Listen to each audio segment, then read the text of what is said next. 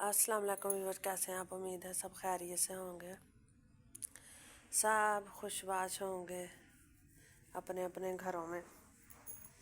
अल्लाह ताला सबको आसानियाँ दे और जिनकी औलाद नहीं है अल्लाह ताला उनको औलाद दे। साढ़े सियाने कहते हुंदे सी, साढ़े बड़े मेरी दादी अल्लाह बख्शे कहती सी,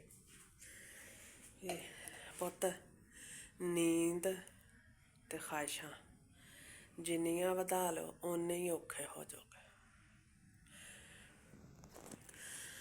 जब जरूरत तो ज़्यादा सौ लिया तो तां भी कंगले हो जाओगे, सेहत भी खराब हो जाएगी।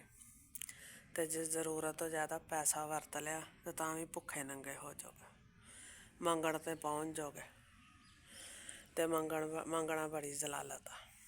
सत्त टाइम ना सोया करो, टाइम ना उठया करो, तो कमाई ते ध्यान दवो, तो निरा कमाउण ते ही ध्यान ना दवो।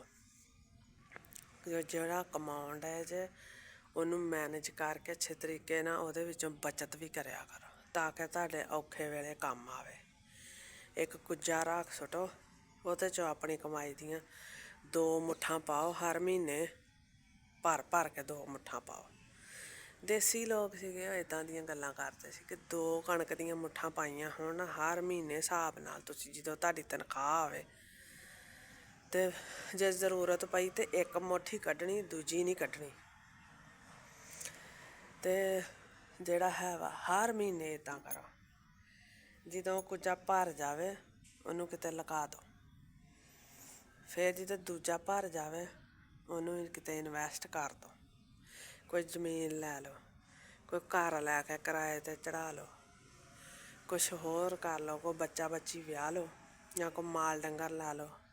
ਉਦੋਂ ਲੋਕ ਮਾਲ ਡੰਗਰ ਲੈ ਲੈਂਦੇ ਹੁੰਦੇ ਸੀ। ਅਤੇ ਇੱਦਾਂ ਕਰੋ। ਅਤੇ ਜੇ ਇਹਨਾਂ ਛਾਵਾਂ ਨੂੰ ਤੁਸੀਂ ਖੁੱਲ੍ਹਿਆਂ ਛੱਡ ਦਿੱਤਾ ਤਾਂ ਫਿਰ ਤੁਸੀਂ ਪੁੱਤ ਕੁਛ ਨਹੀਂ ਬਣਾ ਸਕਦੇ।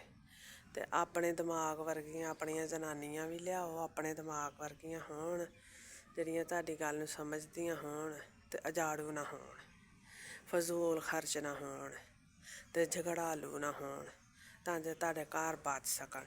ਦੋਵੇਂ ਜੀ ਸੋਚ ਸਮਝ ਕੇ ਚੱਲਣਗੇ ਅਤੇ ਘਰ ਚੱਲਣੇ ਆ, ਘਰ ਬਚਣੇ ਆ। ਨਹੀਂ ਤਾਂ ਜੇ ਤੂੰ ਸਿਆਣਾ ਹੋਇਆ ਤਾਂ ਜਨਾਨੀ ਉਜਾੜੂ ਹੋਈ ਅਤੇ ਘਰ ਉੱਜੜ ਜਾਣਾ। ਅਤੇ ਪੁੱਤ ਇਹ ਸਾਰੀਆਂ ਛਾਵਾਂ ਸੋਚ ਸਮਝ ਕੇ ਚੱਲੋ।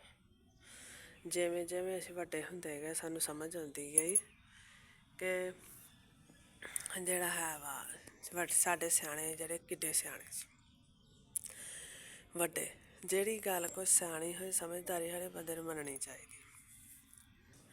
ਅਤੇ ਪਹਿਲਾਂ ਤਾਂ ਅਸੀਂ ਛੋਟੇ ਸਾਂ, ਸਾਨੂੰ ਇਹਨਾਂ ਗੱਲਾਂ ਦੀ ਸਮਝ ਨਹੀਂ ਸੀ ਆਉਂਦੀ। ਫਿਰ ਜਿਵੇਂ ਜਿਵੇਂ ਅਸੀਂ ਵੱਡੇ ਹੁੰਦੇ ਗਏ ਫਿਰ ਸਾਨੂੰ ਇਹਨਾਂ ਗੱਲਾਂ ਦੀ ਸਮਝ ਆਉਂਦੀ ਗਈ।